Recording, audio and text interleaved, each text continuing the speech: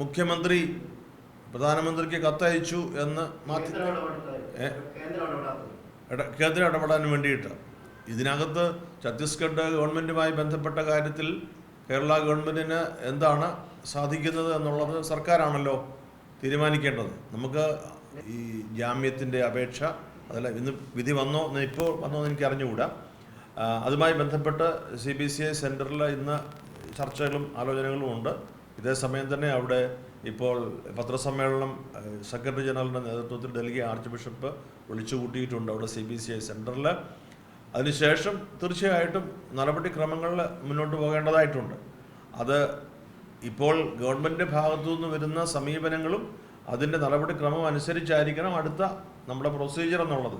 അതിപ്പോഴേ നമുക്ക് മുൻകൂട്ടി ഇന്നത് നമ്മൾ ചെയ്യാൻ പോകുന്നു എന്ന് പറയുന്നതിനേക്കാൾ അവരുടെ തീരുമാനം വരട്ടെ. അപ്പോൾ ഇത് ഈ ആവർത്തിച്ചുകൊണ്ടിരിക്കുന്നതായതുകൊണ്ട് നമുക്ക് കൂടുതൽ ഒരു ഉത്കണ്ഠയുള്ള ഒരു സംഭവമാണ് ഇപ്പോൾ നടന്നിട്ടുള്ളത്. അങ്ങനെ ഒരു രാഷ്ട്രീയ മറുപടി എന്ന് പറഞ്ഞാൽ എന്താ ഉദ്ദേശിക്കുക? സഭ ഒരു രാഷ്ട്രീയ പ്രസ്ഥാനമല്ലല്ലോ. രാഷ്ട്രീയ മറുപടി എന്ന് പറഞ്ഞാൽ എന്താ? നമ്മൾ ആരെങ്കിലും ഭീഷണിപ്പെടുത്തുക, അതാണല്ലോ നമ്മുടെ സാധാരണ മറുപടി. അത് സഭയുടെ ഒരു ശൈലിയല്ല.